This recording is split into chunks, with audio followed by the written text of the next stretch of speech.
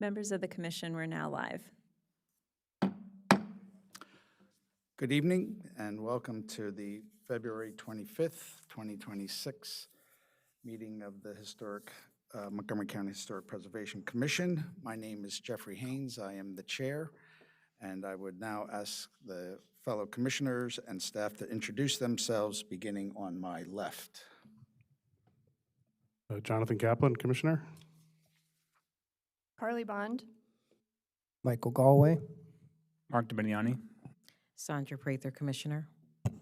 Dan Bruckert, Historic Preservation Staff. Devin Murtha, Historic Preservation Staff. Rebecca Ballo, Historic Preservation Staff. Laura DiPasquale, Historic Preservation Staff. Very good, thank you. The first item on our agenda this evening are the historic area work permits. Have the work permits been duly advertised? Yes, Mr. Chair, they were advertised in the February 11th edition of the Washington Times. Thank you. If anyone is here to testify for any of the cases, please give a speaker form to the staff and they will let us know that you are here to address one of the cases. We are going to begin tonight by expediting the cases we believe can be expedited based on the staff reports. Is there anyone here to speak in opposition of case 1A at 101 Elm Avenue, Tacoma Park? Case 1C at 7213 Holly Avenue, Tacoma Park. Case 1D, 14500 Montevideo Road, Poolsville. Case 1E at 23314 Frederick Road, Clarksburg. Case 1F at 7429 Carroll Avenue, Tacoma Park. And case 1G at 9912 Capitol View Avenue, Silver Spring. Mr. Chair, hearing no objections, I move that we approve the following historic area work permits in accordance with the facts and findings included in the staff reports based upon the record before us and including the conditions recommended by staff. HOP number 1144999 at 101 Elm Avenue, Tacoma Park. HOP number 1147051 at 7213 Holly Avenue, Tacoma Park. HOP number 1042853 at 14500 Montevideo Road, Poolsville.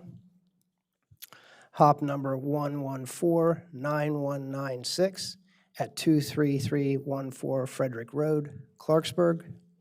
And HOP number 1147788 at 7429 Carroll Avenue, Tacoma Park. Do I have a second? This is Commissioner DiBeniani. I'll second. All in favor? Aye. Aye. Aye. We will now hear or vote on 1G. All right, Mr. Chair, we also move that we approve the following historic area work permit in accordance with the facts and findings included in the staff reports, including the conditions recommended by staff.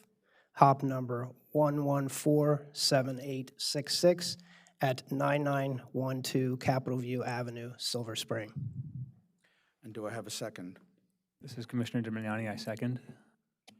This is Commissioner Haynes. I will recuse myself from this case as I am the architect for the case.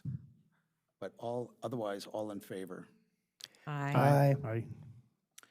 This motion passes, and those applicants are passed and are approved. If there are any questions, you can speak with staff tomorrow during regular business hours.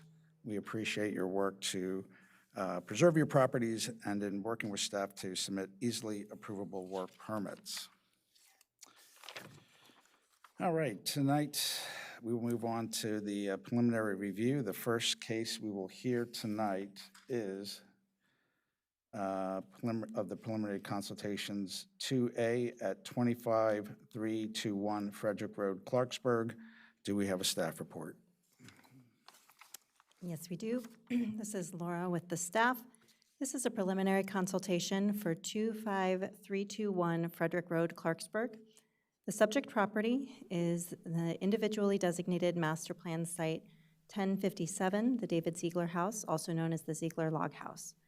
The 11.96 acre environmental setting is located within the Little Bennett Regional Park and includes the house, frame bank barn, and a dairy barn.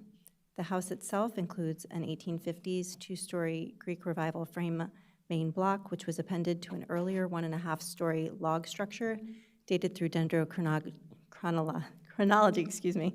1823, and which now appears as a lean-to rear addition to the mid-19th century house. The property has been owned by M&C PPC since 1967 and was used for various purposes, including residential and office use, until the early 2000s, when it became vacant. The Ziegler Log House master plan site was designated in 1990 under Criterion 1A as having character, interest, or value as part of the development, heritage, or cultural characteristics of the county, state, or nation, and under Criterion 2A for embodying distinctive characteristics of a type, period, or method of construction. The designation amendment highlights both the log and frame portions of the house and notes that the property is significant as a largely intact mid-19th century Victorian farm, which retains its early frame barn and later dairy barn in their original relationship. Run through some existing conditions photographs.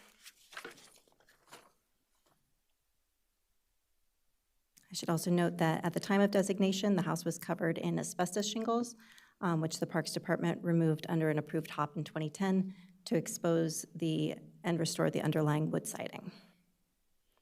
So some views. We've got the 1850s main block, and then back here, the earlier log structure.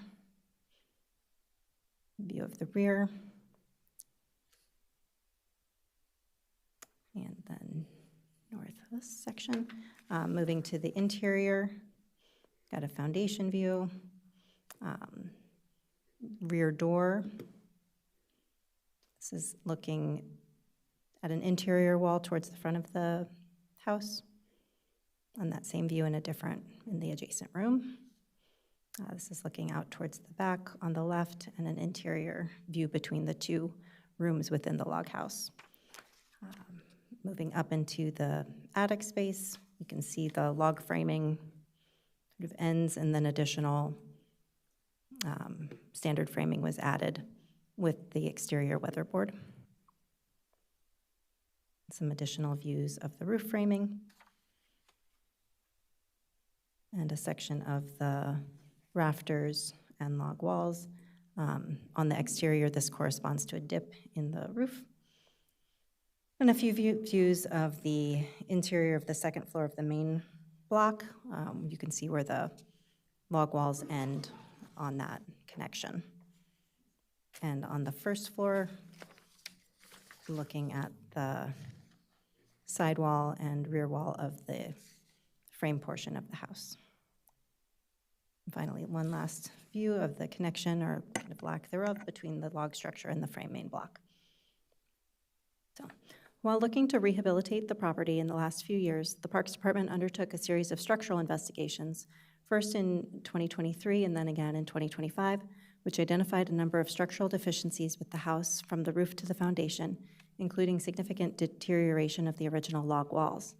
The reports find that the roof and floor framing have become deformed over time by insensitive interventions, such as the insertion of modern plumbing, and that the log walls, which do not tie into the frame main block, are no longer structurally bearing owing to termite and other damage. In order to make the building structurally sound and suitable for reuse and habitation, the applicants proposed to demolish the log portion of the house and rebuild it to approximately its current appearance, but using standard framing rather than log framing with some modifications. The applicants also proposed to stabilize the frame main block and replace existing windows and roofing and make some minor porch alterations. To quickly run through the proposed demolition floor plans with photos of the corresponding areas. Here's the first floor southeast corner room and the room to the north up here, as well as the attic level. And I also have the 2025 engineering floor plans with their structural recommendations for the basement and first floor levels, the main floor and recommendations, which identifies the existing log walls as no longer functional as structural bearing walls, and the attic plan. Based on the structural reports, as well as a visit to the site, staff finds that at least a significant portion of the log walls are beyond repair and that their removal is necessary in order to remedy an unsafe condition per Chapter 24A8B4. Per Standard 6, where the severity of deterioration requires replacement of a distinctive feature, the new feature should match the old in design, color, texture, and where possible, materials. Staff notes that the date of the exterior wood siding that was restored in 2010 is unknown, but that many log houses in the area were constructed with siding, while others were left unclad after construction.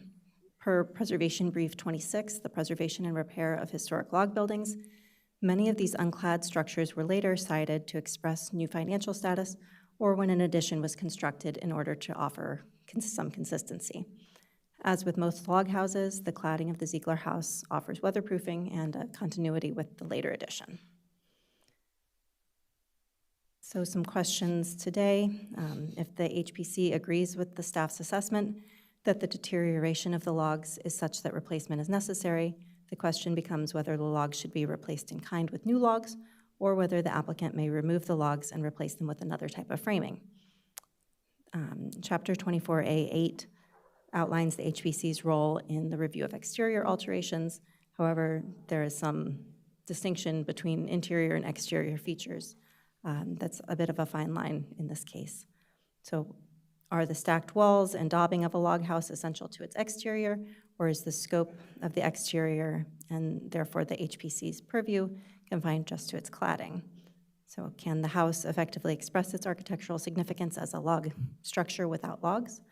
And is the existence of the log structure central to maintaining the status of this building as a historic site, which was known at the time of designation as the Ziegler Log House, but which hasn't, at least since the time of designation, shown that log aspect from the public view. Staff notes that the property was designated equally under both criteria A1A and 2A, both for its expression as a 19th century dwelling and farmstead and as an earlier log structure. And staff finds that even without the logs, the property would retain its significance for the intact farmstead with outbuildings. From there, so if the HPC approves the demolition of the log structure, the next question would become the appropriateness of the proposed modified reconstruction. As submitted, the applicants propose to reconstruct the form and footprint of the existing log structure with modifications to some windowsill heights, removal of non-historic chimneys, and construction of a large shed dormer centered on the rear roof slope. On this, the southeast side elevation, the new addition would raise the sill of the first floor window and install a 6/6 window instead of a 2/2 window. Staff notes that the existing 2/2 window, which is seen here on the interior, would likely have been a later alteration as larger glazing was more expensive and smaller paned windows were typically used in log structures. Along this elevation, the applicants also propose to eliminate the existing chimney, which we find is a later addition to the structure. On the northwest side elevation, the applicants propose to reconstruct it to its original appearance, just without the existing chimney, and to eliminate the infill on the rear porch. On the rear elevation, the applicants propose to reconstruct the existing roof line, but with a central 12-foot, 7-inch wide shed roof dormer. The dormer would have a standing seam metal roof, while the reconstructed roof slope would be clad in asphalt shingles. A new window and door would be installed in previously altered openings on the rear elevation. So, staff finds that the exterior appearance of the proposed reconstruction would be substantiated by documentary and physical evidence per Standard 6, and that the changes to the appearance would not substantially alter the exterior features of the resource per Chapter 24A8B1, and that the proposed design modifications are compatible with the resource per Chapter 24A8B2. In addition to the primary questions about the log structure and rear addition, The applicants have included window and roofing replacement on the main block of the house, along with some minor porch modifications. Staff finds that the replacement of the existing 3-tab roofing with new 3-tab or architectural shingles and the in-kind replacement of the standing seam metal porch roofing would be appropriate, and that the applicants should submit final roofing specs for a HOP review. Staff also seeks additional information on the proposed window replacement and materials for the porch, stair, and lattice, which can likewise be submitted for the HOP review. All right.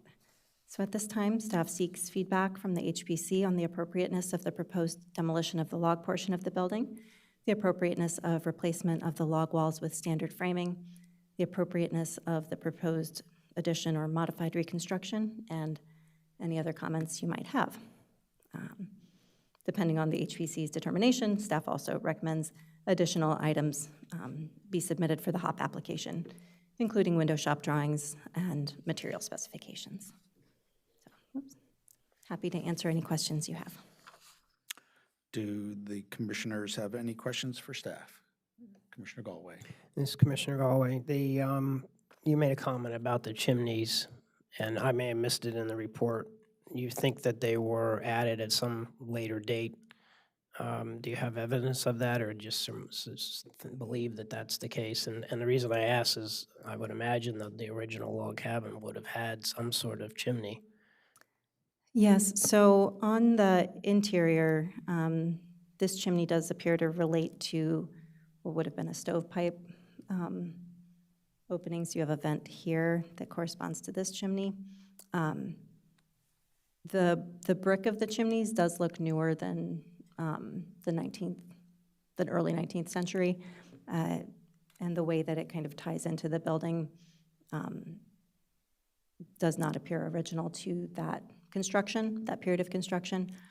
The chimneys also are very similar, so if these chimneys are original to that portion, the earlier addition likely dates to the time that these chimneys were constructed or reconstructed. An earlier documentation that we have in the staff files call these chimneys not original. All right, thanks. Commissioner Bond. So do the assessments or the staff, when you visited the site, is there a percentage of the logs that maybe are salvageable, 10 or 20%? Is there a number or thought about that? I don't recall seeing an exact percentage in the reports, but perhaps the applicants could speak to that when they present. Commissioner Kaplan. So just to clarify with the chimney, it might not be original to the date of the log portion of the house, but it might still date to the 19th century. I mean, do we have an idea of like the range of possible dates for those? It's possible that they date to the later 19th century. Looking at the brick on site, it does appear newer than 19th century brick to me, but I have not been able to actually date the chimney specifically. And it also looks like the stone foundation on the log portion is also being removed, or is that, am I reading that right, or? It was on the page you were just on.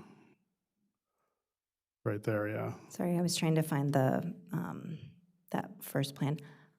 You are proposing to remove the stone? Okay, then yes. Is that also for structural safety reasons, or?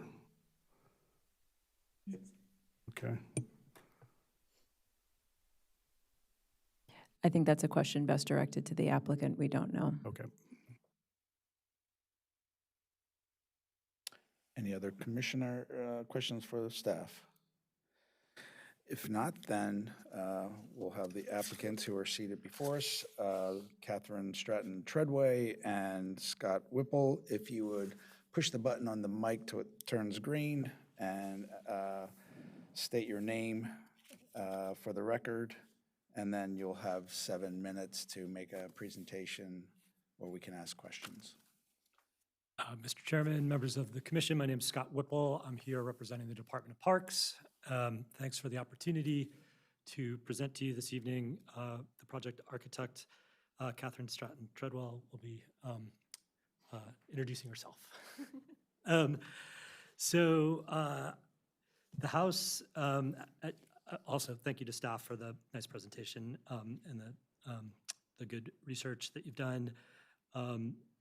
So Parks has owned this, as staff said, for quite a while. It's been used as residences, it's been used as offices, and it's been vacant for quite some time. 10 or more years ago, when I sat on the dais up there and worked with my predecessor at Parks, there was an initiative for a while to think about turning it into a museum to interpret it. But that never got off the ground. During these different uses, there have been a number of unsympathetic interventions that have compromised the structure. And several years ago, I was out there doing a site inspection, and I noticed the condition of the roof badly sagging and bowing and deflecting, and realized that something needed to be done. So I was able to scrape together a little bit of money.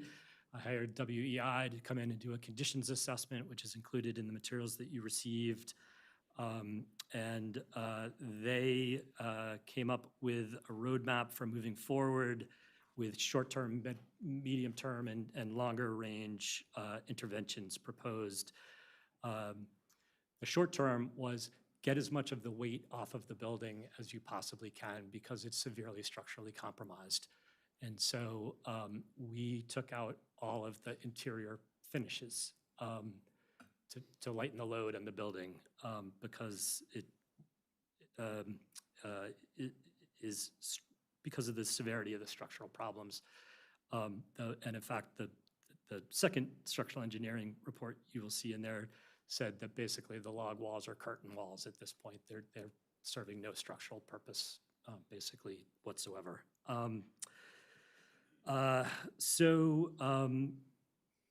The long-range plans were dependent on what the ultimate use for the property was going to be. So Parks did an internal assessment where we revisited the idea of interpreting it, making it publicly accessible. And that just isn't something that Parks can take on at this time. We thought about turning it back into offices, and that was more of an intense use than we wanted to put on the building. And so that put us in the mode of pursuing this as a residential property. Parks has, I think, 11 historic houses that are in our property management portfolio that are rented out to private individuals as houses. And so that would be the plan. So moving forward with this project, it would be in partnership with our property management office, and they would manage it as a rental property, and which is what brought us to the dormer off of the back. It's a 2-bedroom house. There isn't the head height on the second floor in the log section to make that a bedroom. By adding a dormer, we get a code compliant 3rd bedroom, which makes it a more appealing rental property. So let me stop there and turn it over to you to talk a little bit about how we hope to get there.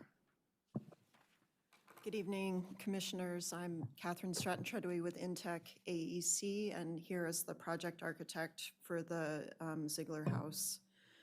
As historic preservation professionals, we love the challenge of working with unique and historic properties to extend their life.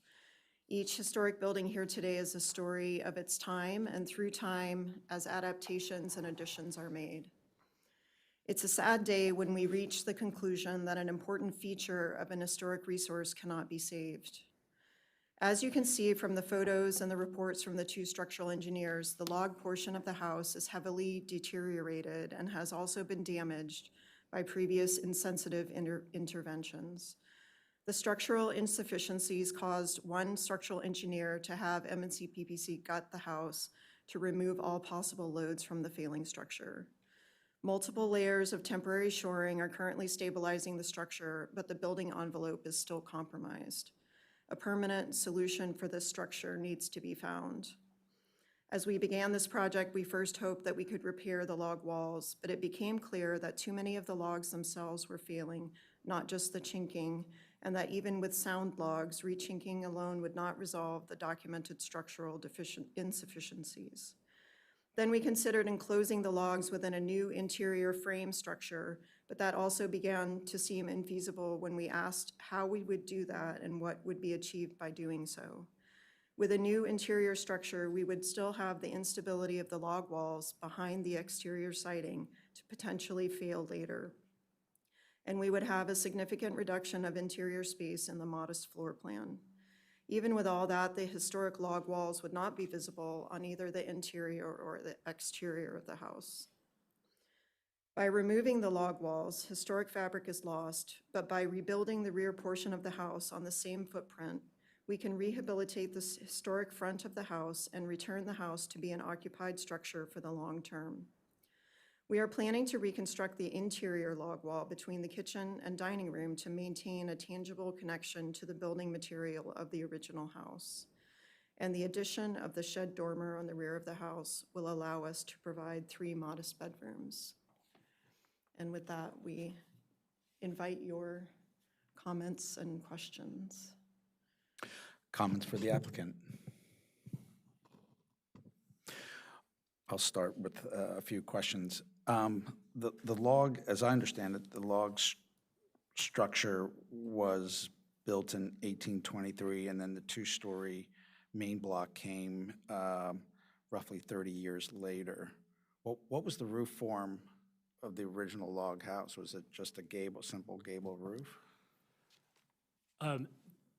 That isn't clear because when you go up into the second floor, you lose the logs, so you can't really trace it up. It does appear that it likely was just a simple gable roof, and looking at some of the structural members that exist in the roof now that were presumably reused from the old structure, it does suggest that, but I can't speak to exactly the pitch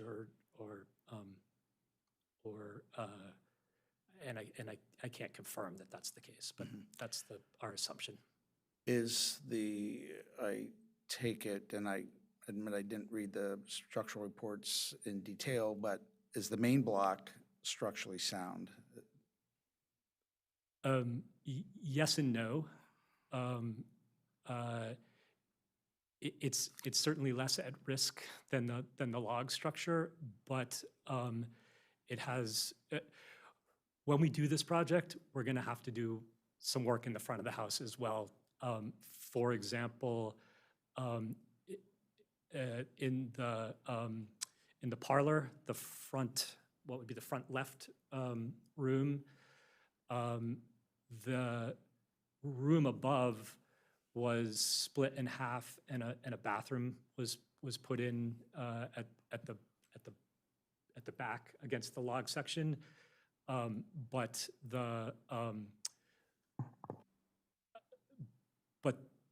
there was no improvements to the structure to bear the weight of that bathroom, and you can see significant deflection in the second floor joists. So there are things like that certainly are going to have to be corrected, but and then right now the frame structure and the log structure aren't tied together in any way, and so you have the weight of the roof, and it's pushing. Well, the front wall is pretty much staying where it's supposed to, but it's pushing out the back wall as the whole roof sort of starts to deflect down, and it's pushing the 2 buildings apart. So there are issues like, obviously that will get corrected is when the new roof is constructed.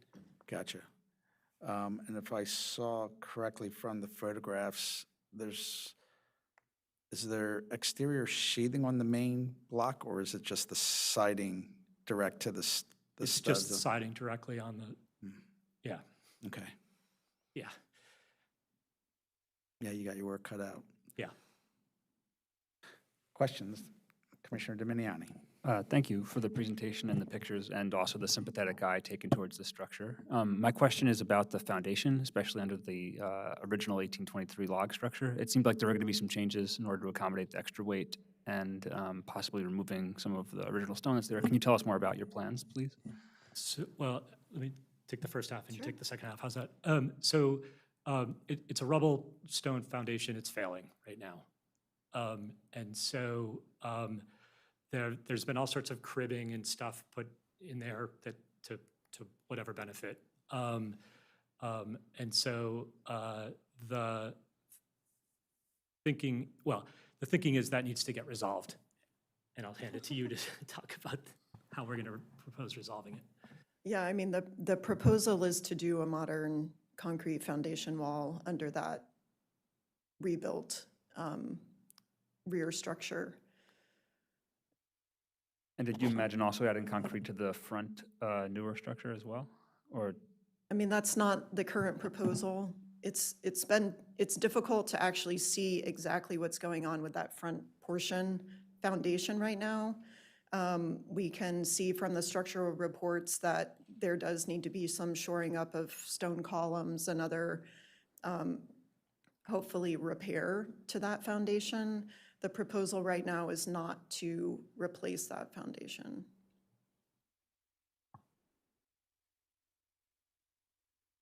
Commissioner Galway. This is Commissioner Galway. I think I have two questions. Number one, when the original 1823 log structure was built, was it immediately cladded with the wood, or do you think that was something that was added at a later date? I don't think there's any way of knowing that. So no pictures or anything that would help us identify that? Not to my knowledge. I mean, if I were to take a guess, given the similarity in the cladding between the front and the back of the house, I would say that this particular cladding is of a more modern nature than the original log structure. And as we heard from the staff report, there has been a variety of cladding over the years. Right. Right, okay. And then a second question. Do you have any intentions to reuse the steam radiators that are located throughout? No, the steam radiators are gone. Gone? Gone. No, the parks is as a broad policy, trying to meet climate goals, is converting as much of our building inventory over to electric heating. Did they by any chance make it to an architectural supply house, or did they end up in a landfill somewhere? Do you know? I don't know the answer to that. All right, If thank you. If I had to guess. Thank you. Commissioner Bond. Yes, thank you. Could you talk a little bit more about the reconstruction and what the floor-to-ceiling height is on the first floor, and explain a little bit more about what your code compliance issues are for the change on the second floor? Yes, staff can find a section drawing here for.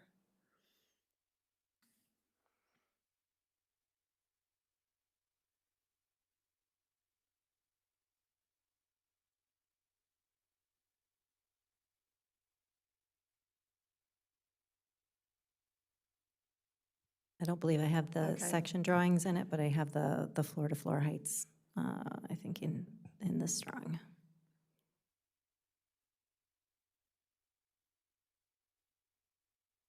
I mean, there's not a head height issue on the first floor, right? It's the second floor And bedroom. what are you proposing as your floor-to-ceiling height on the first floor? Because it's a reconstruction. Just the same. I mean, we would propose the same ceiling height as currently exists. Okay, so can you talk through are you proposing the minimum of what it would take to get a code-compliant third bedroom? I'm trying to understand your floor-to-ceiling heights and what's really driving the size of your proposed dormer. Oh, okay. Well, if you go to the plan, you can see that I mean, the section shows you how low that roof is there. And I'm sorry, I don't know the exact number of the head height there, but the width of the dormer is simply to allow the bedroom to have both access to natural light and adequate code compliant head height in the bedroom space there.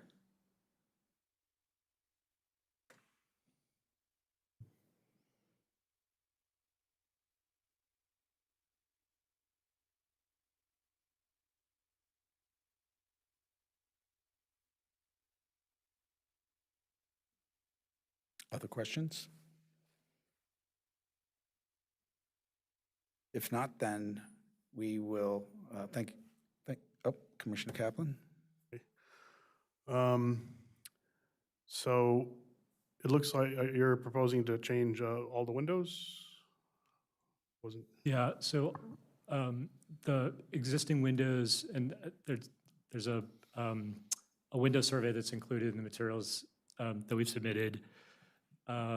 So all, the windows are a complete hodgepodge. There are several different generations of windows in it. Even the 6/6 windows are of different generations.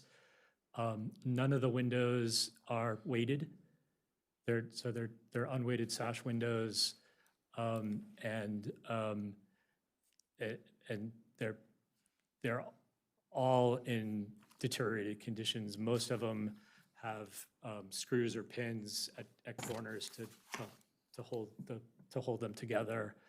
And so there's a range of deteriorated wood, missing muttons, everything.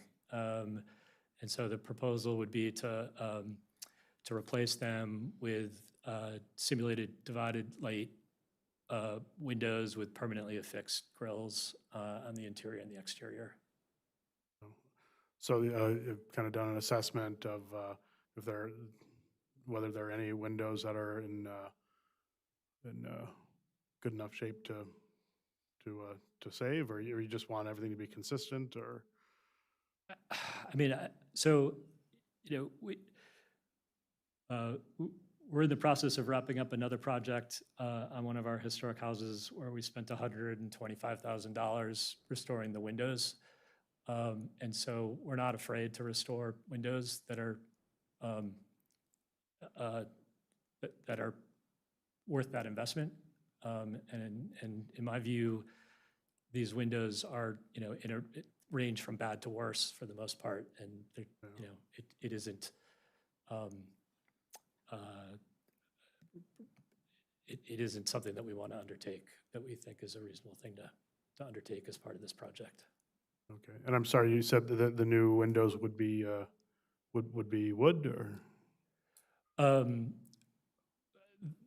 We're willing to hear whatever you guys want us to do. We haven't gotten to that point because we're trying to see where we are with the project.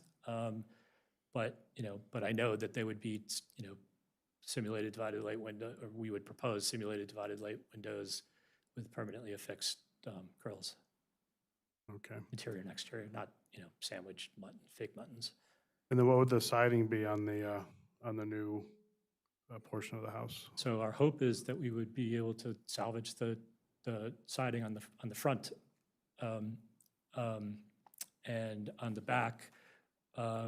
Again, we're open to either doing wood or doing hardy, or something similar to hardy. Okay. And I'm not an engineer, so sometimes I ask really dumb questions. But with that existing stone foundation, is there a way to do a concrete foundation that actually does a job of foundation and yet hold on to or recreate the appearance on the outside of it? I'm just trying to find ways to kind of replicate the new addition as the old addition as much as possible. So I'm just, or is that a dumb question?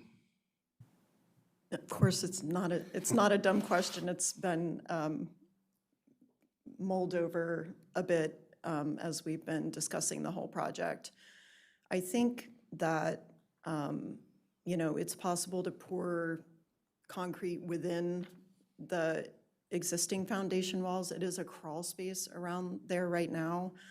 But when the decision was made to request that we be able to demolish the rear of the structure, and also, so just wanting to provide as strong a foundation literally as possible for the long-term health of the house. And also, the foundation walls are not,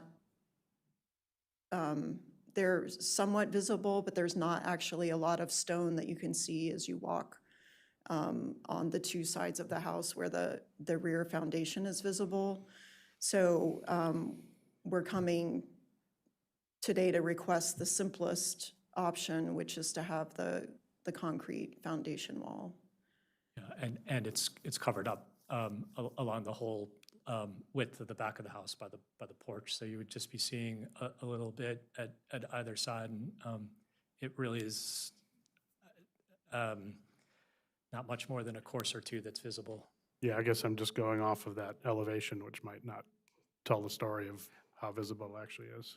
Yeah, I think the pictures tell a better story than the drawing in this case. Okay, thank you. All right, if there are no more commissioner questions, then we will discuss the project and give you our feedback. Would any of the commissioners like to start the conversation? If not, I will. So we've been asked to evaluate the appropriateness of the demolition of the log portion and replacing with standard framing. And at first I thought, wow, you're sort of ripping the heart out of this historic resource. But also, there's a practical side, for me anyways, that says, okay, for the long term of the structure, I ask myself, can it stand as a legitimate historic property with the main block and the environmental setting, which encompasses the outbuildings, et cetera.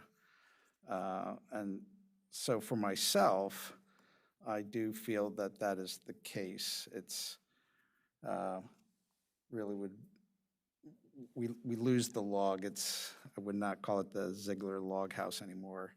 It becomes the 1950s Greek revival structure with a modern addition that's replicating the form of the log cabin, et cetera, but clearly new construction. And perhaps that fits nicely with, or to some degree, with the aspect of being able to identify original structure versus new construction just by the foundation, the windows, of course, the siding, et cetera. While I hate to lose the log structure, that fabric, particularly because it was the original structure of the site, the pictures do clearly show the level of deterioration. I particularly like the supporting rafter beam that dives right into the window head. Just go to show the extent of the severity of the structural degradation. And so I think functionally, for me, it makes sense to distinguish the 1923 log structure. Now it becomes a contemporary addition onto a historic main block, is how I visualize it in my mind. And that particularly since we're going to be looking to maintain it over the long haul. I feel that the proposed modification of the dormer in the back, I think, is consistent with the period and also historic nature of the house. And I think the size of it is relative to the historic resource and doesn't overwhelm it and doesn't overly change the architecture of the house. So I can support the addition of a dormer on the back. Those are my thoughts. Others?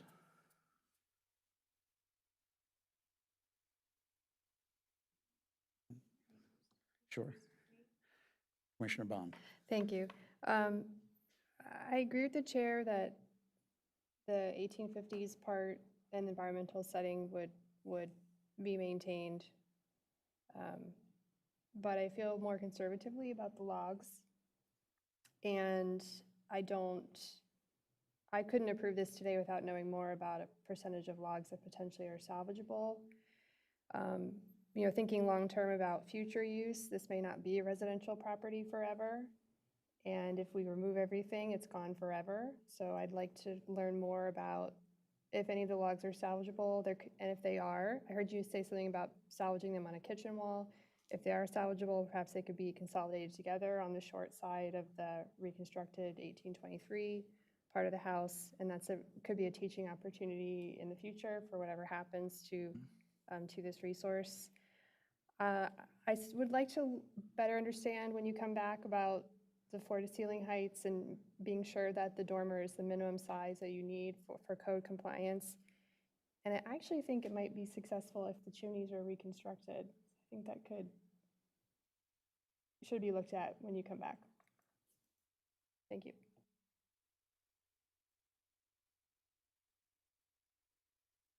Commissioner Dominiani. I tend to agree with the comments of the commissioners, and I would just bring up the chimneys in particular. I believe that having 4 chimneys is sort of an interesting characteristic of this house, actually. Viewing from both directions, you're seeing 2 chimneys, both on the sort of left side wall and the right side wall. I would encourage you to explore them, and perhaps even maybe explore their age, too. We've seen some other homes, for example, in Chevy Chase, and also we've kind of found that sort of a unique architectural characteristic was the chimney, and it's sort of worth salvaging, even if there's no sort of active fireplace feeding it. It's an interesting part of it. So I think I would prefer to see additional information or research about that for next time. In general, I tend to find the other modifications all right. The dormer, I think, sort of fits with the vernacular of the area, and I like the standing seam metal roof on that. I think it seems to fit as you proposed it. I think that's all I can add besides what the other commissioners have said right now. Thank you. Commissioner Galway. Commissioner Galway, first of all, this is tough for you guys and makes it tough on us, I guess, as well. But I appreciate the fact that you're going to the trouble to try to figure out how to salvage it. I mean, it could be so easily demolition by neglect, and that would be even a harder thing to deal with, at least in my mind. So thank you for that. You know, once it's gone, it's gone. And so I had a couple thoughts. One, I know you did the facility assessment report, and I don't know how, if there's an HSR that might actually go into a lot of detail about the construction, well photographed, those kinds of things. So if we do get to the point where the log cabin disappears, we want to have a historical record that documents what's there. I think it's really important. You know, just because once, like I say, once it's gone, it's gone. So I think we want to think about that aspect of this project is, have we done a good job to document what's there for those of us, you know, closet historians or whatever that want to look back and say, wow, that's what was there, because, you know, it might be too late otherwise. I kind of am more in Commissioner Bond's camp in that, and when I asked the question about the cladding that's there, my guess would have been that it was a log cabin that was exposed. You said you don't have the documentation, but I suspect That's very possible what was there. And then when the addition, when the front was added, they may have clad it, and then over the years reclad it and reclad it. If this was a project where, let's say we had a historical wall and somebody in the 60s had come in and put aluminum siding on it, that's reversible. And we would be sitting here as a commission saying, that siding needs to come off to re-expose the structure that was there initially. And so I look at this and say, if this rear log addition or log house had been built without some sort of cladding, then in my opinion, the cladding should come off, which would re-expose the wood, the logs, and then I would be then arguing or supporting the idea of rebuilding the log cabin. I know it's gone through an awful lot of deterioration, and so that's what makes it hard for all of us, because with that level of complexity, there's going to be a level of cost, and that's painful to address. And although we don't specifically address that as a commission, it's in the back of our heads. We don't want to be asking something that is just extraordinarily difficult financially to deal with. So we sort of think about it. That's without knowing that answer to that question, it really makes it really difficult for us to determine whether or not the logs should be replaced. It's easy to say, well, they're covered today, so we don't care what's inside the wall. But if that wasn't the case originally, I see an argument for removing the cladding and showing the logs. So I'm on the fence here on what to do. It'd be a shame to lose not only the logs, but the foundation that goes along with it. It would really be difficult. As far as the chimneys, the fact that it's a newer brick doesn't mean that it was replacing a similar brick with a similar chimney. And so from that standpoint, I think there might be an argument, and one of the commissioners mentioned that we should consider keeping or restoring those chimneys, and I would be in support of that. And I guess that's pretty much my thoughts. Thanks. Commissioner Kaplan. Yeah, I think I agree with the chimney. If we don't know its age, it certainly doesn't seem contemporary, and there must have been a chimney there originally based on what you're showing us of the inside. So I think that is worth looking into preserving those. And I agree with Commissioner Bond. I think it's also worth kind of figuring out what percentage of the logs might be salvageable, to see if there's some way to consolidate and save some portion if it's possible. I am nervous about replacing all the windows. I understand they don't seem to be in very good shape. I'm less bothered by the fact that they're not all from the same era, because that's kind of the story of the house.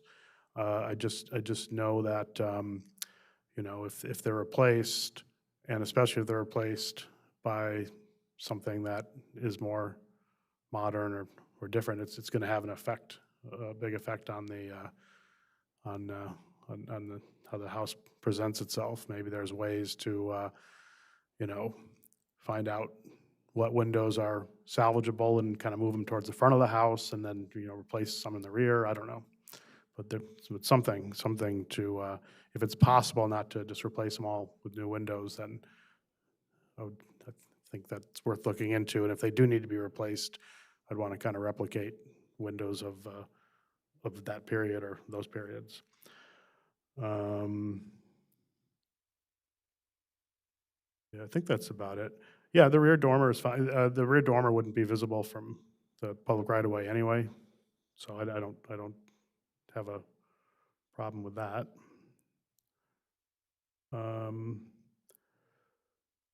Yeah, I think that's it for me. Very good, thank you. Any other comments, thoughts? If not, you have heard our comments.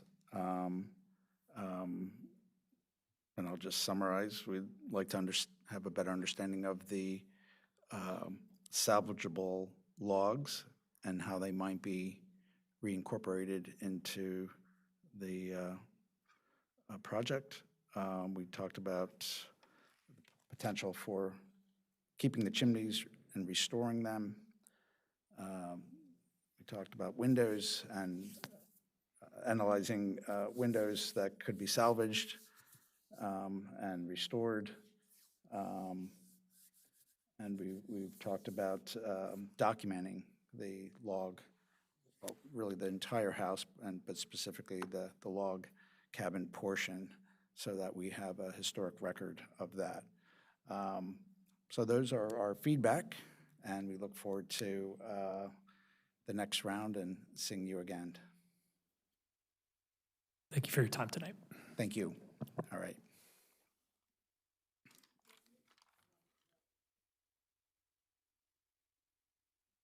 Okay. We will move forward with the next preliminary. This is 2B at 13730 Georgia Avenue. Do we have a staff report? We do, Mr. Chair. One moment.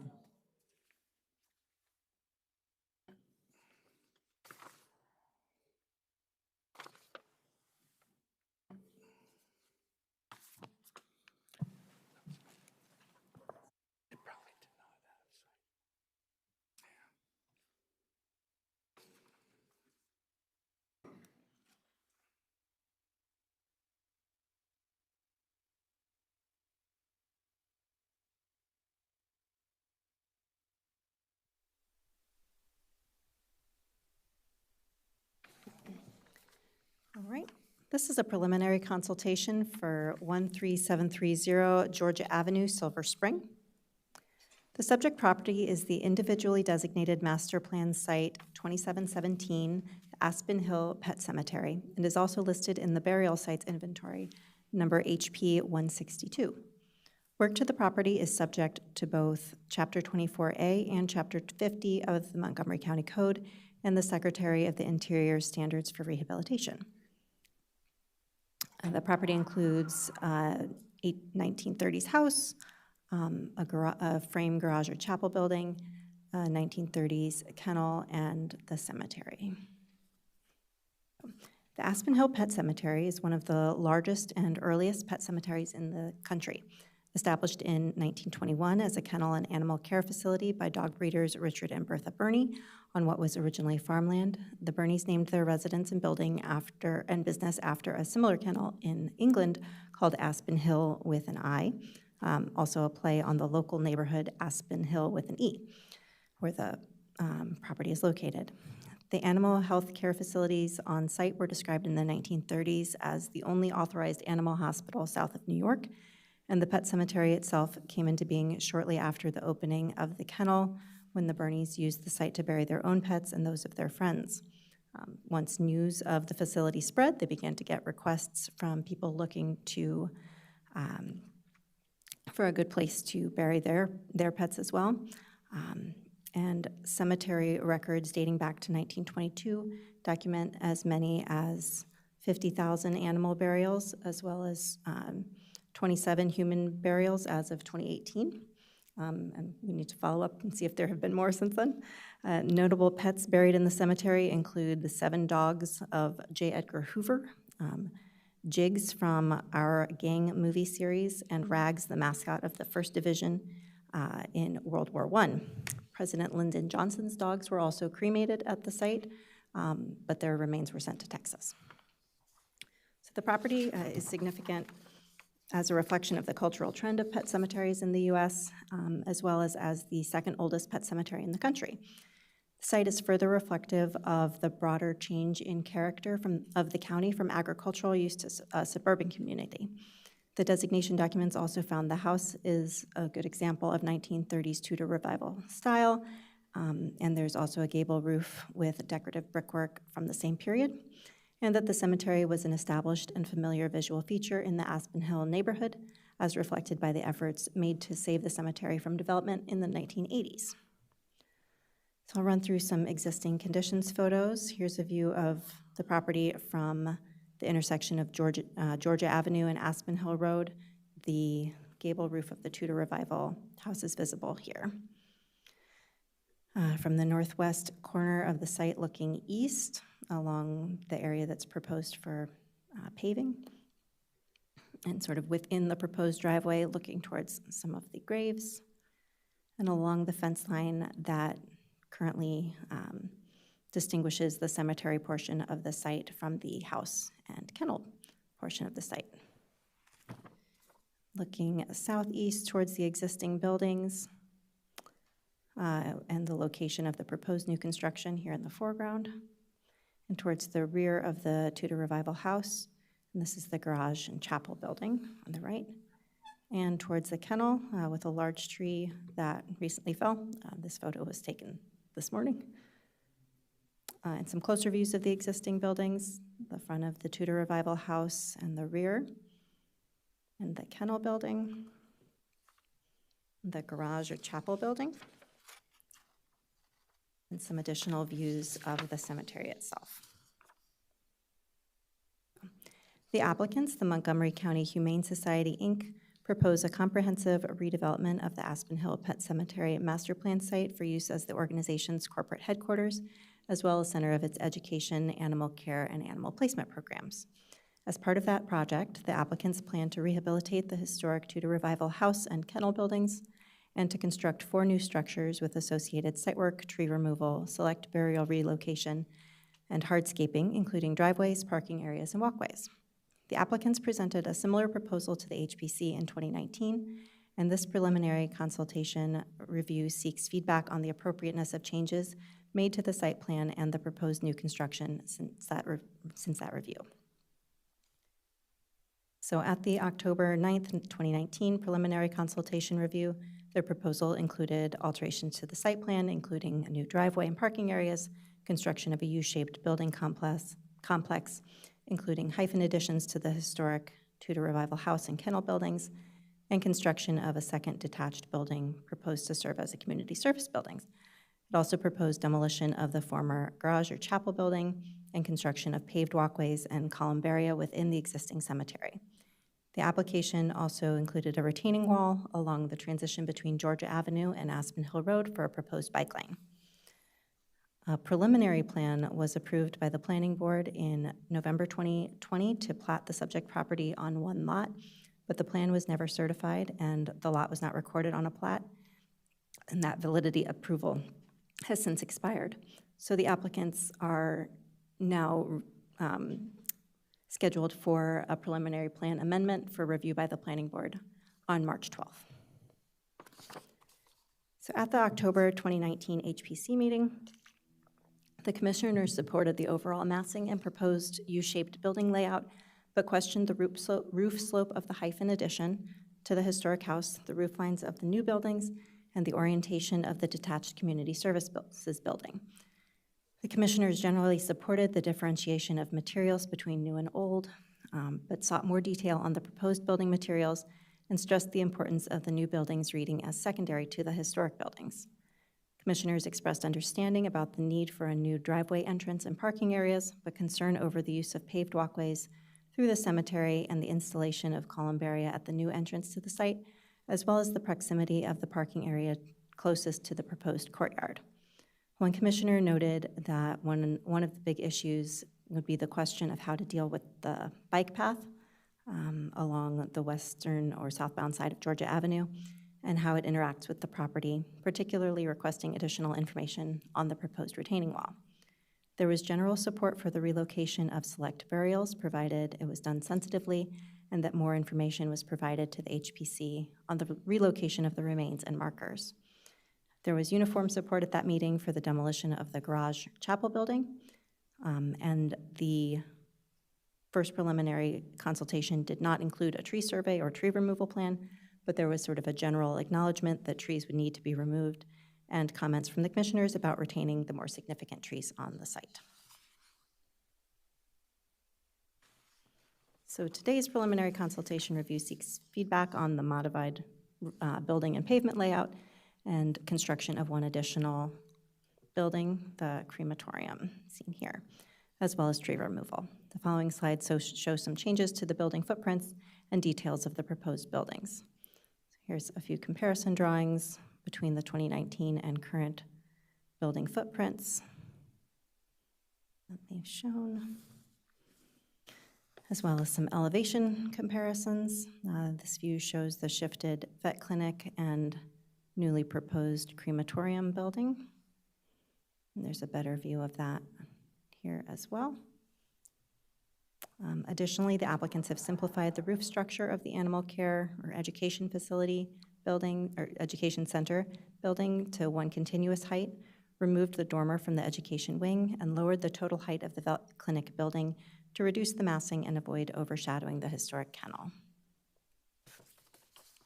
Staff finds that the revisions to the proposed building design address some of the concerns raised at the 2019 preliminary consultation review, particularly in regards to the proposed hyphen. In the current proposal, the hyphen has been removed, and ADA accessibility is provided through a proposed ADA lift, which is to be located adjacent to the existing rear porch. Staff finds that while additional details, including proposed porch modifications, are still needed, a lift would be located on a secondary elevation and would likely have a minimal impact to the historic fabric of the building and be reversible in the future, in keeping with standards 2, 9, and 10.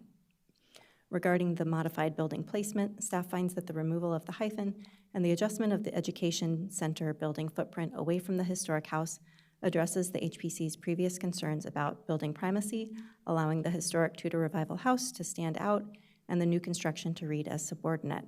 Likewise, staff finds that the tapered placement of the proposed vet clinic, formerly the community service building, and crematorium buildings allow the historic kennel building to stand out on the approach along the driveway and parking lot. To accommodate the new construction and site improvements, the applicants propose to remove a significant number of trees, some of which are dead or dying, but others of which are in fair to good condition. Most of the removals are proposed along the perimeter of the property and not within the cemetery itself. Since the property is historic and subject to a forest conservation plan, the applicants are required to document the removal of all trees over 1 inch DBH. However, the HPC only regulates the removal of trees greater than 6 inches in DBH. The forest conservation plan drawings submitted as part of this preliminary consultation review include the 75 trees greater than 5 inches DBH that are proposed for removal, including several specimen trees identified on the plans with stars. Mitigation for these removals is included in the submission along with a replanting plan. Some particularly noteworthy specimen trees, including a 61-inch DBH silver maple at the center of the site, here, tree number 22, and other trees, number 3, 4, 113, and 114 along Aspen Hill Road, have been included in the removal table and mitigation plan, but are noted as intended to be staved. Staff notes that tree number 9, identified as, I believe, a 38-inch DBH sycamore in fair to good condition, has recently fallen. The forest conservation plans also show the limit of disturbance in proximity to human graves and call for, as directed by on-call archaeologists, the LOD is to be adjusted to provide protection of human graves if necessary. So that note is here at the bottom of the site plan, outlined in blue. Staff notes it will also be necessary for the applicants to identify animal graves that need to be relocated as part of the proposed project and for the future approval of the HOP. There's a detail of the replanting plan around the historic and proposed buildings. So while staff laments the loss of larger specimen trees, staff finds that most of the smaller trees are volunteers and are not part of a planned landscape.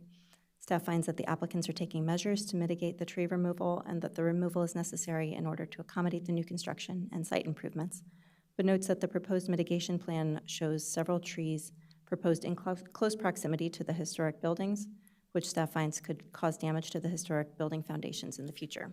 Staff encourages the applicants to reconsider these locations and locate any large specimen trees a minimum of 20 feet from the foundations of the historic structures. Staff recommends the HPC include this guidance as a future condition of approval for the HOP. And staff also finds that the proposal limits the number of human and animal burials to the greatest extent possible. So for this review, staff requests the HPC's feedback on the appropriateness of the revised site plan, proposed building locations and overall massing, driveway location and preferred paving material, if applicable, and the appropriateness of the proposed tree removal, as well as any other comments you might have. We also have some materials recommended for a third preliminary consultation review, including updated existing and proposed site plans, additional massing renderings, architectural elevations, and other details and materials. Happy to answer any questions you might have. Thank you for that report. Do any of the commissioners have questions for staff? If not, then Commissioner Kaplan. Hi. I don't know if this is a question for staff or the applicants, but I'm just trying to get a picture of what kind of historical condition of the cemetery was in two areas, just in terms of, I think there was, the staff report mentioned that the pathways are based on archaeological work already performed. Does that mean that there were previously were pathways that no longer exist? Sorry, so here we can see, in the previous preliminary consultation in 2019, the applicants had showed pathways through the site and columbaria. These have since been removed from the proposal. There were concerns from the HPC's staff archaeologist about the location of these pathways as well as the columbaria, and so those are no longer included in the submission. Okay, I wasn't sure about that because I don't see them in most of the plans, but I do see pathways in page, where am I? It's the overall preliminary subdivision plan, PP 1.01. So, but they aren't being proposed anymore then? The pathways going into the, That is my understanding, but I'll let the applicants clarify. okay. And then do we know, and again, I don't know if this is for you or the applicants, at what point kind of the tree cover, especially around the perimeter, grew in? Is that, that's my only other question of someone. Being on site, a lot of the tree cover does appear, I don't want to say random, but unplanned would be my, particularly along the southern, kind of southeast edge and along the Georgia Avenue side. There are no more questions for staff. We will have the applicants who are up here with us. Looks like we have Jody Klein, Chris Baumbaugh, and Ann Wheaton. And if you'll have 7 minutes to talk about your project, and if you could make sure the green light is on the mic, looks like it is. Please state your name for the record. Good evening. For the record, my name is Jody Klein. I'm an attorney, and I'm only up here to maybe provide some answers to questions going back with the beginning of the project, because I've worked on it probably for 15 to 20 years, I guess now, and to introduce the Chief Administrative Officer of the Society, Ms. Baumbaugh. Good evening, Commissioners and Mr. Chairman. Thank you so much for your time. My name is Chris Baumbaugh. I am the President and CEO of the Montgomery County Humane Society. I appreciate your audience this evening. We're glad to be back. COVID-19 did a number on us, so we had to defer advancement of this project considerably because of it. There was a significant disruption to our ability to fundraise for this project specifically, and also a pretty significant and detrimental drop in our fundraising for our own programs. And so we needed to refocus and make sure that our programming was intact and was strong and healthy in the interest of caring for all of our hundreds of homeless animals that we care for every year, cats and dogs. So, but we're back on track, happily. And this application has been a little bit refined, as you can see. And we are here to get your confirmation that we are headed in the right direction with the few changes that we're making, and so that we can keep moving forward. So I'd like to introduce Ann Wheaton of GBR Architects, who will provide some more details, and I, of course, will be here to answer questions as well. So thank you. Thank you, commissioners, and thank you, staff, for the presentation. In coordination with staff, I'm providing a few extra slides, starting with reorienting everybody with these 3Ds from the 2019 package, just to show you what is still intact and the same and has remained unchanged from that time. So in this first image, we're looking at the house from across Georgia Avenue, and the bike lane is there and shown in the front. The site wall with signage on it, which is also a retaining wall, and then the site fencing. The next one is taken from Aspen Hill Road. You can see the fencing, and in the distance on the left side, you can see the site wall as well. This is a bird's eye view showing Georgia Avenue on the upper left and Wendy Lane on the right, with a little Loyola Street dead end that abuts our site. The bike path is visible along Georgia, and the site fencing all around, and there are new trees shown on this image, which are not entirely in line with the current site plan, but we'll touch on that later in the presentation with Kyle.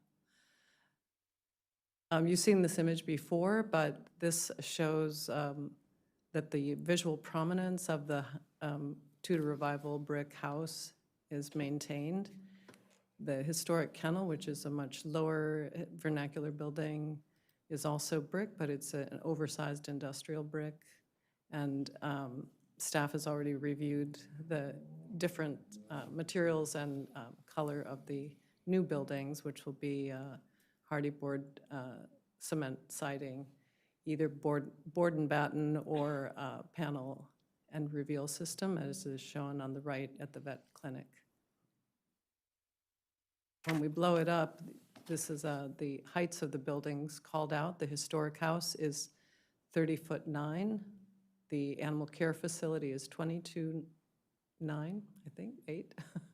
The vet clinic is 28, and the crematorium is 15'7", with the kennel at 14'4". So there's kind of a consistent drawdown of the buildings towards the kennel height. This is a closer image of the house, and you can see the asphalt shingle siding at the dormer. All of the windows and doors will be replaced. If you could go to the next slide. This slide shows the deterioration of the concrete porch floor, the side steps there on the right that will be removed. And this is the kennel showing the entrance porch there that will be removed and replaced in kind. And again, the red asphalt shingle siding, which both of those will be replaced with also cement board clapboard siding. And this is a 3D view of the proposed porch with the new stair and railing. It also shows the ADA lift, partially hidden by the stair, and the education wing in the background. This just shows the porch that goes from the animal care facility and turns and extends out to the kennel. The idea is for the dogs and cats who want to be boarded to come to the animal care facility, check in. The dogs will remain in the animal care facility to the right, and the cats will, their owners will come out and walk down to the kennels, which will house only cats. And I'll hand it off to Kyle Hughes to talk about the site. Before you do that, I think we ought to explain, because all the buildings are sort of labeled about what their function is, but we haven't really told how the house was going to be used. Maybe you should be able to answer that. Sure. We will be using the house for administrative purposes. We'll have staff offices there. We will also have some conference rooms and a little bit of assembly space. It has some nice larger rooms that we'll be able to use. Probably can do some minimal classroom work in there as well, but certainly meeting space, assembly space, and offices. So.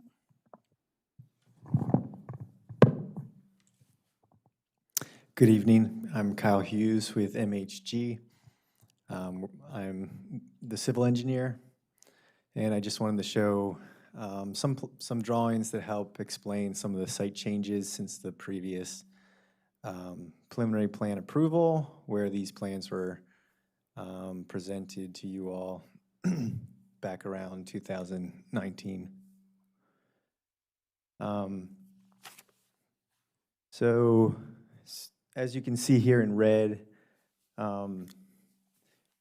there's been some changes. Most of the changes that are applicable are related to the veterinarian on this side. The building changed orientation and size.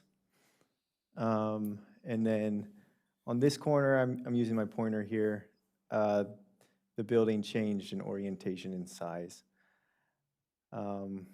We are removing the hyphen between the animal care facility and the historic house, and we're adding some ADA crosswalks to connect the animal care facility to the sidewalk system and make that a better crossing.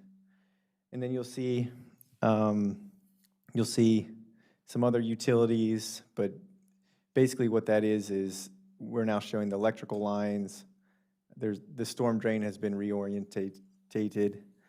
And then we've changed the location of the routing of the water line. Before it came all the way up the road and then connected. Now that was a longer route and expensive, so we decided to connect to Aspen Hill, to the water main on Aspen Hill a little bit more quicker. You'll also see that the crematorium building is larger and has a different orientation. If you could go to the next slide. So I just wanted to list some of the changes or the tree removals since the last approval. There's a tree here that's a larger black cherry, 44-inch, and that's actually declining. It's listed as fair condition, but I think it's getting worse. And it's close to the historic house. It's right here. So there's concerns of it damaging the foundations and falling on the building. So we're calling it to be removed, but also with this new plan, we're adding a swale to direct water down to the stormwater facility. And that extra disturbance is preventing us from keeping that tree. This list here is the list from the Forest Conservation Plan that lists all the tree removals since the last amendment. I'm not sure what's happening there. So tree 13 is an easy one. That's right over here. Since we had to shift the building down, that tree is now showing to be removed. But it's a mulberry, 34-inch. Mulberries are invasive, but this tree's in poor condition. And it's actually halfway fallen down already. It's tilted, so I don't think you'll have any concerns about removing that. Tree 21 is the next in the list. That is right over here next to the historic house, or the historic kennel. The reason why we're removing that is there's an ADA path that connects the animal care facility to the crematorium and the vet clinic. And it's causing too much disturbance and requiring us to remove the tree. The tree is also close to the historic kennel and has concerns about falling falling onto the building. It's also close to tree 22, which we are planning on saving, and we're doing, we'll have arborists on site providing measures to keep that tree. And tree 21 is close to that tree, so if it gets removed, tree 22 will have a better chance of survival. Tree 22 is on the list. We're saying that it's going to be removed, but we're planning on keeping it and doing measures to keep it. But we're also mitigating, doing additional mitigations, extra plantings in case it does die, which we're trying hard to avoid, because that's a larger 61-inch silver maple. And then the rest of the trees are a bit smaller. There's tree 215, that's down here, and we're just showing that to be removed, but we're also mitigating it, and we're trying to keep it alive. I think that's just because the bike path is so close to it. So that kind of summarizes the tree removals and the status of the trees on site. Unfortunately, yeah, there's some trees that we'll need to remove, but we're trying to keep as many as we can. As part of our mitigation for the trees that we are removing, if you go to the next slide, there's a good deal of plantings of trees we have planned around the site to mitigate the trees that are being removed. And so you can see these tree plantings all over the site. And then there's a few other around the perimeter of the cemetery. That concludes my part of the presentation. If we could wrap up then, I hope I don't go beyond the 7 minutes, but if you've had the pleasure of visiting the Chief Administrative Officer of the Society in her warehouse office beside the railroad tracks in Rockville, you'll appreciate why she wants to achieve what she's going to do with this property. Yeah, this property is perfect for what we want to do. It has this wonderful, rich history in animal welfare, and the cemetery, of course, not to mention other activities that were carried on there, including the dog kennel and the crematory.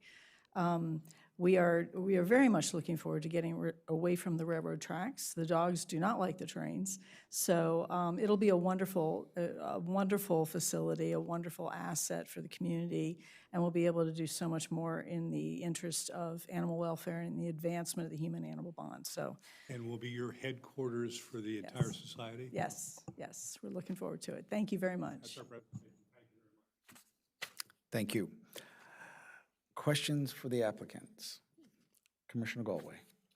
This Commissioner Galway, I only have really one question. On one of the site plans, or civil plans, you had an X through what was a columbarium, if I'm saying that right. Are you taking one down, and tell me more about that? Yeah, so in the original approval, we were showing that, but we decided to not install that new columbarium. So it's a new columbarium and path that we were going to install, but this amendment is no longer showing that. Okay, because it looked like it might have been one that was there that you were removing, and that was a concern. So, yep. Thank you. Yeah, it's proposed. Commissioner Bond. Thank you. I see you have a pretty significant grade change to get up to the porch on the historic house. I'm a little concerned about your unsheltered outdoor ADA lift for its longevity. So just want to point that out from personal experience as a challenge, and did you consider a ramp? The ramp was part of that original image up in the upper right that's showing now. That was the hyphen to the building, and that was removed with, I understand the ADA lift was our response to removing that ramp. However, I have been looking at, is it possible I don't know if you can go back to the photo of the porch itself.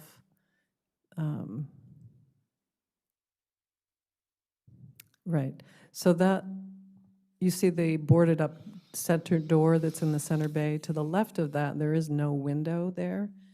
And it's conceivable that we might be able to make an incursion into the porch. I'm not sure that's desirable from a historic preservation point of view, but it would cover the ADA equipment, and it would set it a little bit, I think, more comfortably inside the structure against a wall that already does not have a window. I don't know if that answers your question. It does, thank you. But piggybacking onto that question, is it your preference to have a lift versus a ramp, or would a ramp be acceptable in your eyes?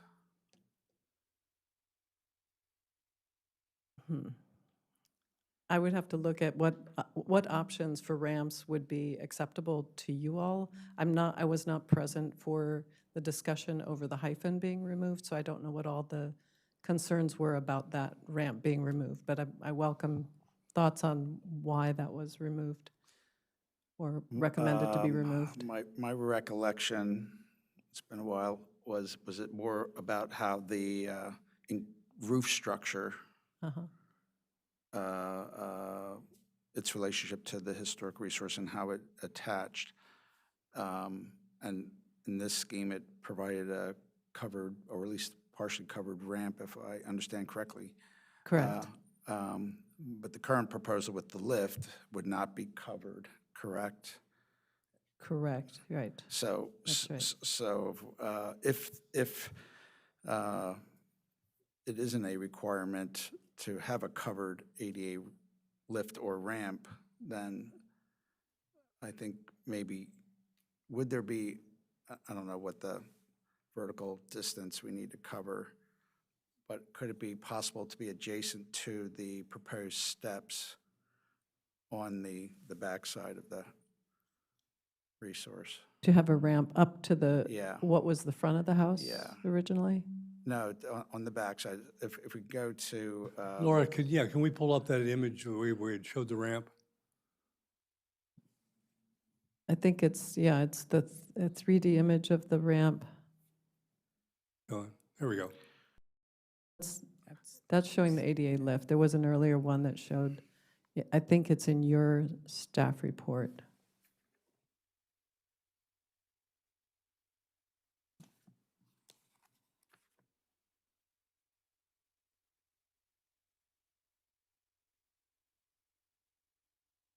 actually, this is a good Yeah, image. that's the one I was thinking of. So Right. could the ramp start at the base of the steps and then run parallel to the porch, and maybe it has to then turn, and you would enter under the archway on the porch return?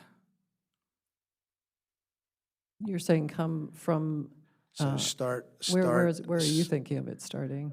starting at the bottom of the steps to the right side of the, yes, right there, ramping up towards the right, and then returning back up to the arched opening of the porch. Yeah, I think if it were sided with a brick wall, I mean, it Yeah, would not be covered, right? We would It just wouldn't have be to. covered, but. But I think that could work nicely, and might have less of a sense of being connected to the new building, which seemed like you were not wanting to mix those two materials. The lift is what it is, a lift and sort of a Right. mechanical mechanism that's different from the architecture of the resource. So the ramp, I think, would architecturally fit in and still provide a nice entryway for accessibility. I think my only concern would be that you might have to have the wall around that ramp extend beyond the limit of the house, perhaps, but we have to see. Yeah, well, look at that and see if that's an option. I will note, so the height difference is 4 feet. So to install a ramp that covers that distance, it needs to have, it needs to be 51 feet of ramps. And that doesn't include the landings, because it's more than 2.5 feet of a rise, you'll need a landing in between. So I guess 56 feet of ramp.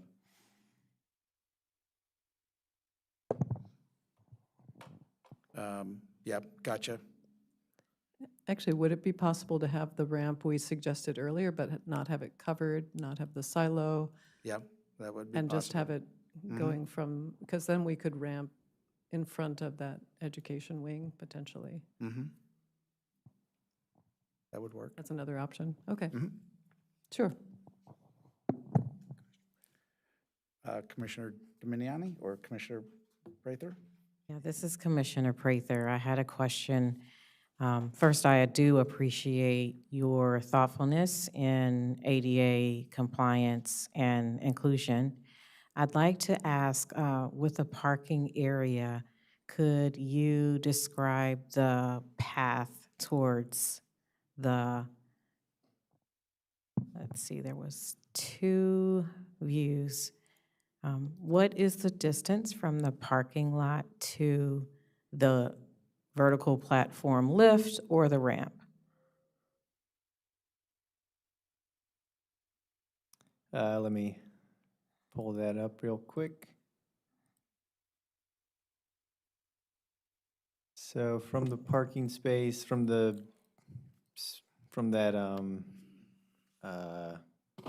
access aisle to the lift is 121 feet. Thank you. My second question is in reference to the original entryway. Is there an existing entry with a ramp right now? Is there any, I thought I saw a previous, in 2019, a ramp or entry. Was there a previous one at all? Yeah. Yeah, there, to the historic house? Yes. Yeah, there was a hyphen, which was a ramp going from the animal care facility that connected to the historic house. Okay. That's since been removed. It's shown there, connecting between the two. Thank you. And I would say there are covered vertical platform lifts as well. And it is something that does not detract from this model. So please consider that. Thank you. Other questions for the applicant? All right, if not, then we will give you our thoughts. Does anybody care to, Commissioner Galway? Yes, Commissioner Galway. First of all, I think I am totally in line with what the staff has recommended and commented on, so I suggest just kind of follow that verbatim. I was not part of the commission at the time that it was first presented, but it looks like you guys have really listened and made some changes, and I really applaud that. Thank you. One of the ironic things is when I first saw the silo and the link, it was my first comment was, you got to do something with that, and you did. So, it's, for what it's worth. It's not so much the ramp, it's, but it's the mass that's attached to the building. So I think, I don't know, I can't speak for all the other commissioners, but having a ramp, even though it's less desirable in terms of weather and that type of thing, I think I would find that fine. It's when you start to elevate it by creating some sort of enclosure and then smacking it up against the existing historic home, that's where it becomes much more difficult to actually integrate it and do so in a sensitive way. So I'm glad you did that. I appreciate you doing that. Otherwise, I would have been here today making that very comment. And I think it's just easier when the buildings are set apart. We don't have that conflict. We don't have to worry about material choices and trying to make it look, like it's sensitive to the structure. And I think that was my only comment. Thanks.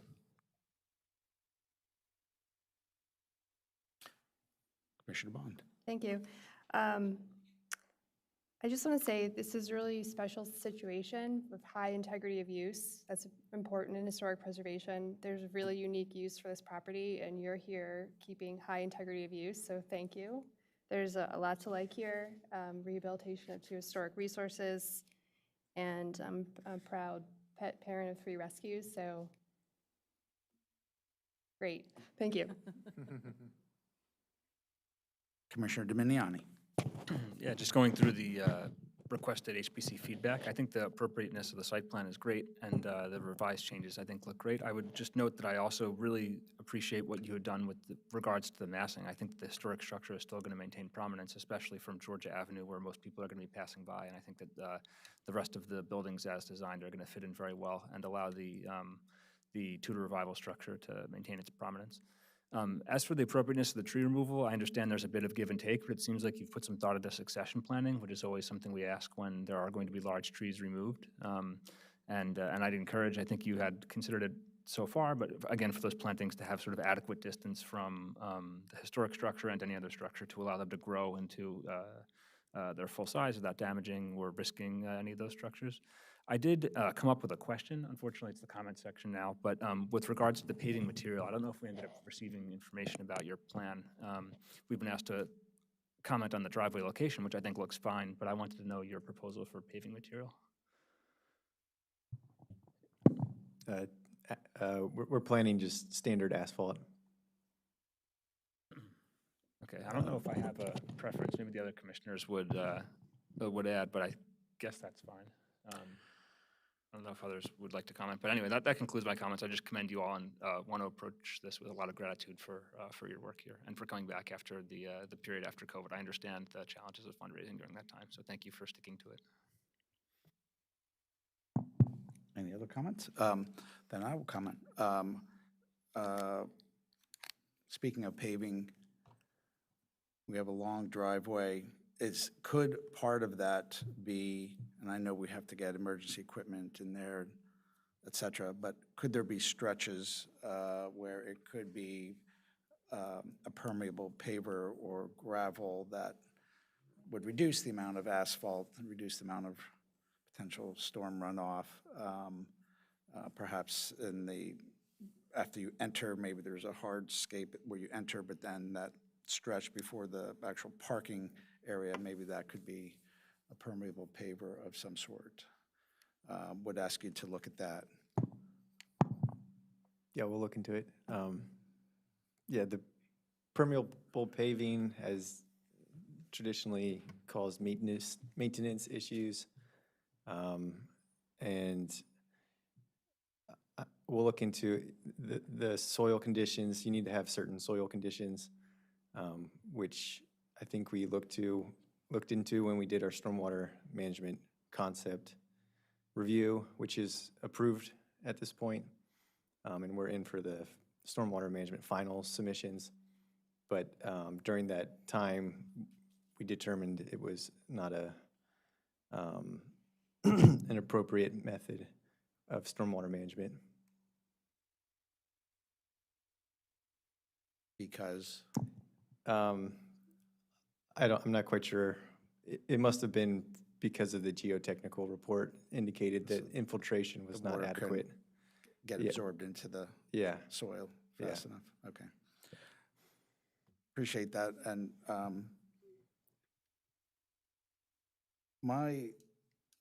also share the sentiments of my fellow commissioners.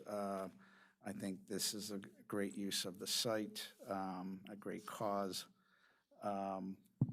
I too support the revised site plan. I think it's refined from the 2019 version.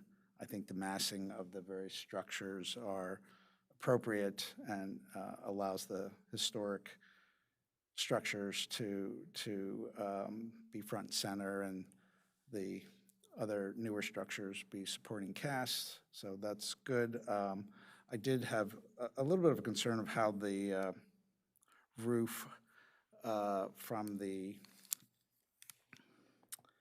sorry, I lost my, Yeah, from the animal care facility to the historic kennel. It kind of strikes me that, and the kennel is such a low mass type structure, is there a way to maybe lower that, at least that leg of the roof to the kennel? And It's maybe kinda- step it down? Yeah, maybe step it down. I see you have a horizontal line established, maybe at door height, maybe it springs from there, that height, but I think if that were lower, it would allow just more of the roof mass to be unencumbered by the new roof coming in. But overall, the planning strategy, I think, is very nice. I'm comfortable with the tree removal strategy and replacement. And I think that's, obviously, we'll probably see that again at some point. But I think overall, you're hearing general support for the project, so we're very happy about that. We work on the ADA access, and I think you're ready to go forward. Great, thank you. Thank you very much. We certainly appreciate your time and your wonderful comments. Thanks. Thank you. All right. And we'll be back, and hopefully it won't take us 6 years to do it. We hope to see you soon. Yes. Very good. Do we want to plow forward to the next case, or does anybody want to take a break? Keep going? So we'll keep going then. The third preliminary tonight is 2C at 23351 Davis Mill Road, Germantown, and we have a report. All right, this is Laura with the staff. This is a preliminary consultation for 23351 Davis Mill Road, Germantown. The subject property is a contributing resource in the Cedar Grove Historic District, and it's described in the Cedar Grove Historic District Amendment as a two-story stuccoed American four-square style house built in 1912. And the amendment notes that although non-contiguous with the rest of the district, the resource is historically and architecturally connected. The proposed work is subject to the Cedar Grove Historic District Amendment, Chapter 24A of the Montgomery County Code, and the Secretary of the Interior Standards for Rehabilitation. You can see the site separated from the rest of the district. Some existing conditions photos showing the house and existing gravel driveway. Another view from Davis Mill Road with the existing garage visible in just behind the trees. Contributing some context, another contributing resource in the district. The properties across the road from the subject property outside of the district. This one on the left, a contributing resource in the district, and the property on the right outside of the district. So this preliminary consultation review seeks feedback on the proposed demolition of an existing wood-framed garage and construction of a new 35-foot wide by 24-foot deep by 12-foot tall 3-bay steel garage at the rear of the subject property. The applicant also proposes to remove select trees to accommodate the new construction and to add gravel paving in front of the new garage. Staff finds that the inventory does not describe the existing garage, which is a wood frame structure with a hipped roof and vertical wood siding. The garage is in poor condition. Staff finds that although the garage may be contemporaneous to the house, the structure is utilitarian in nature and secondary in significance to the historic house, which is specifically described in the amendment inventory. Therefore, staff finds that the removal of the structure leaves fully intact the contributing resource and that its demolition would not substantially alter the exterior features of the resource per Chapter 24A8B1, and that the historic character of the property would be retained and preserved despite its removal pursuant to Standard 2. In addition to the garage demolition, the applicant proposes to remove select trees in the rear yard in order to construct the proposed garage and driveway. Staff notes that the tree survey shows one tree to remain in a location circled here where the proposed gravel driveway would be. So I think that may have just been overlooked. And staff finds that the removal of select trees at the rear of the property will not have a significant impact to the property per Chapter 24A8B1. Regarding the proposed garage, the applicant has proposed a steel structure with vertical metal siding and a low-slope metal roof. The garage would measure 35 feet by 24 feet in depth and be 12 feet high, with 15-foot setbacks from the rear and side property lines. The garage would have 3 bays with commercial steel doors. With a footprint of 840 square feet to the main house's approximately 1,174 square feet footprint, the proposed structure exceeds the footprint allowable by zoning in the AR zone, which specifies that the cumulative footprint of all accessory buildings on the lot with a detached house may not exceed 50% of the footprint of the principal building unless the structure is for agricultural use. The property has 2 other smaller sheds whose square footage is not identified. The applicant has indicated that they wish to seek a zoning variance for the size of the structure. Staff finds that although the footprint of the proposed structure is large, at approximately 80 feet from the rear of the main block and at 1 story in height, the proposed structure is appropriately scaled and located far enough away from the 2.5-story historic building to maintain its character and that of the site and setting. In regards to the design of the proposed structure, staff finds that gable-roofed utilitarian accessory structures are common in rural parts of the county, but that the roof pitches of these structures tend to be greater than that of the proposed structure. So staff suggests that the applicants increase the roof pitch to a minimum of 3/12, include a slight roof overhang, add corner boards to the structure to create more traditional proportions, massing, and design, such as the example seen here on the right.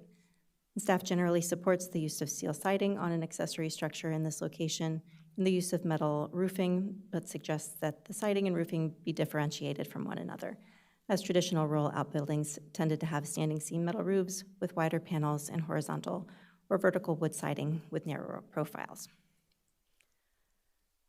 So for this review, staff requests feedback on the appropriateness of the demolition of the garage, the appropriateness of the proposed location of the garage, and the size and scale of the garage, appropriateness of the materials and design of the proposed garage, appropriateness of the tree removal, and any other comments you might have. And then staff recommends that the applicant make revisions based on the HPC's comments and return for a historic area work permit with additional or updated materials specified here. Happy to answer any questions. Questions for staff? Commissioner Dominiani. Thank you. Just one quick question for staff because I'm trying to understand the process. Would the zoning variance be applied for before the HOP would come forward or after the HPC makes its approval? It can really be done either way. The Scotland Church, they needed a variance for the construction of their addition, and they got the HOP before they got the variance. Other folks at Wood End, for example, sometimes when they've needed a variance, they'll go and get the variant. They'll come for a preliminary consultation here, get a provisional thumbs up, this looks good, then they'll go apply for their variance, and then they'll come back and apply for their HOP. Got it. I asked because I'm trying to understand if we're supposed to factor in kind of that percentage of house square footage sort of area into our evaluation of the size of the structure. No, that is provided purely for your information. That's in the lane of zoning. It's so you're aware of it with what else this owner is contending with. And also too, the staff do routinely check in with zoning and other departments just to make sure that we don't go all the way through our permit process when we suspect that there might be another issue that the property owner has to deal with. So in this instance, we did suspect there were some issues with zoning. Laura worked with the property owner to have those conversations with zoning, but that's purely for your information. What you're dealing with is the architectural appropriateness of the proposal. Thank you. If there are no more questions for staff, we have Alexander Chester. If you could announce your name and your relationship to the project. You'll have 7 minutes to talk about your project. Sure. Alexander Chester, and thank you so much for all the help. As Mr. Donnelly mentioned, it's been quite a tricky process to try to figure out how to get a variance and where to go first, so everyone's been lovely to work with. Just really looking to kind of upgrade the property. Currently, my wife and I have lived there for approximately 6 years, and we just have to park in front of the house where it gets muddy. It's not really visually appealing. With the large commercial church behind us, there's a lot of people that come after hours to spend time, whether it's after work or whatnot, so it'd be nice to conceal all of our property, basically. We have 2 cars, and obviously another place for just lawn equipment, kids' bicycles, things of that nature. For the size of it, my wife does work as a vaccination clinics for low-income places, and so occasionally she has to take home a Mercedes Sprinter van. So that's part of the issue with just the height of the doors, it being 10 feet, that comes in at 9.5. And I've actually looked up already to find 312 to 512 gabled roofs. That we have no problem with that at all. Actually, I prefer that. We'd had previous conversations about keeping the height lower, but this would put it basically at the same height as the current garage. And yeah, we try to place it far enough away that it'd be out of everyone's view, and it's just surrounded by a commercial parking lot. So if you have any questions for me, I'm happy to respond. Thank you. Very good, thank you. Questions for the applicant? Commissioner Galway. I just got one question. The images that you showed look like it, are you going to put garage doors on it, or is it going to be an open bay type of garage? Yes, sir, it'd be 3 roll-up garage doors. Okay, thanks. Nope, no other questions? Well, then we will just give you our thoughts, and would anybody care to kick off the conversation? Commissioner Dominiani. I can. Just rolling through the areas requested for feedback, I think it's all right to demolish the existing garage, particularly because it wasn't called out specifically when the house was designated, it appears. And the appropriateness of the location, I think, is perfectly fine at the back of the lot, and removing that additional tree back there, I don't think is going to interfere with the historic structure or the views from the right-of-way. In terms of size and scale, I think it's fine. I'm sympathetic. I would love to have a 3-car garage. So frankly, I'm envious. And I appreciate the applicant's comments about sort of increasing the roof pitch, and I'd encourage you as well to consider some of the other design elements, sort of for the corner boards or that type of thing, just to sort of make it fit in with the sort of agricultural area vernacular. But other than that, I think I could probably support this project kind of with those changes. Yeah, it looks good to me. Thank you. Thank you so much. Commissioner Prather. I also want to applaud your thoughtfulness and especially the massing. So it seems that you have found a good fit, that it is not going to be too much for the historic home, and it would serve, the purpose. I also wanted to, I'm not an expert on the materials and design, but I thank you for thinking through the other suggestions and being very thoughtful in the pitch and everything like that. And the tree removal is really important as well. I thank you also for thinking through what you can transplant, what you can still reuse in some capacity. But again, I think it's a really good design. Great, appreciate that. Thank you. Any other feedback? Commissioner Galway. I think that the location is key to the success of this project. It's a very utilitarian type building, garage, and if it had been in a different location, we may be having heartburn about it, but the grade of your property really and the depth and where you're placing it, and you're very thoughtful in doing that, because it's be wonderful to say we'd love to pull it up close to the home where we can walk right from the garage to, but I think the fact that you've done what you've done, given the grade of the building, grade of the site, and the fact that it's hidden from view, we don't utilize trees to block visual, but the grade itself is certainly appropriate to be able to sort of diminish any impact that we may have from the garage. So I think the pitch does increase the, look of it without getting to the point where it's large, it's too large. So I think that's a nice little touch. And I think in general, I can certainly support, what you're trying to do here. So thank you.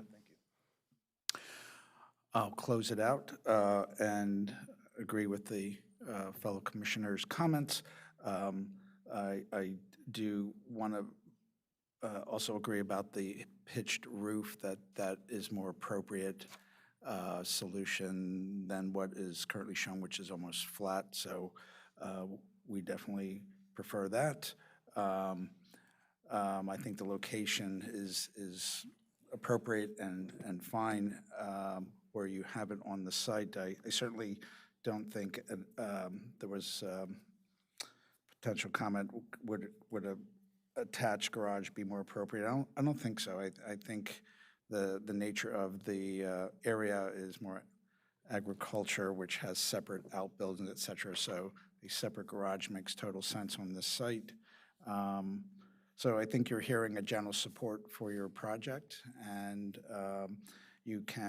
staff will have our comments to share with you, and you can probably go on to a hop.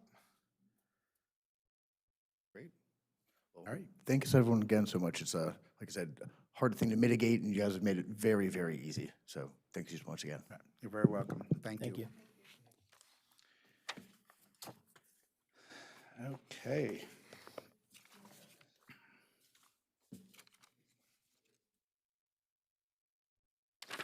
All right, we will move on to tax credits.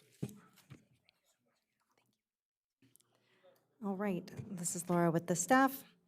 So included in this review are 14 applications in Group 1 of the tax credit applications for calendar year 2025, consisting of $291,785.05 in eligible expenditures for owners of properties designated on the master plan for historic preservation. Summary sheets of those were included in your packets, and I'm happy to answer any questions you might have. Any questions for staff? Commissioner Prather. Yeah, this is Commissioner Prather. I had a question about the current amount. Is it, has it ticked up, or what is the trend from previous years? That's a great question, and we don't know yet because we're still in the acceptance phase. So in a given calendar year, we accept applications up until April 1st.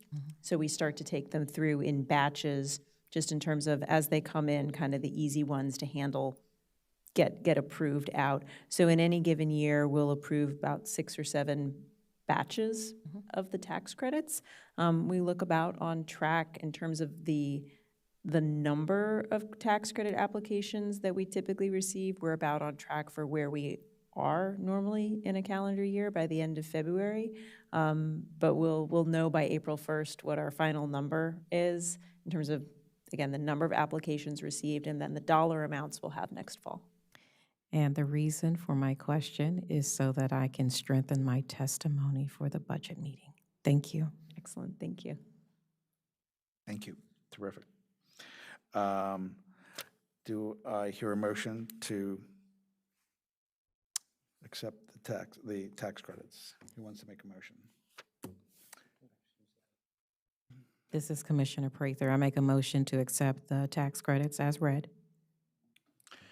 Do I have a second? This is Commissioner Damiani. I would second. All in favor? Aye. The tax credits are approved. Moving on to the minutes. We have minutes from February 11th, 2026. Has anybody read the minutes? Commissioner Dominiani. This is Commissioner Damiani. I read the minutes, and they looked correct to my eye. And so I would move that we accept the draft February 11th, 2026 meeting minutes as shown. Do I have a second? Yes, this is Commissioner Prather. I second the motion. All in favor? Aye. Aye. Aye. The minutes of February 11th are approved. Moving on, do we have any commission items? Doesn't appear we do. Any staff items? No staff items. Thank you. That means this meeting is adjourned. Thank you.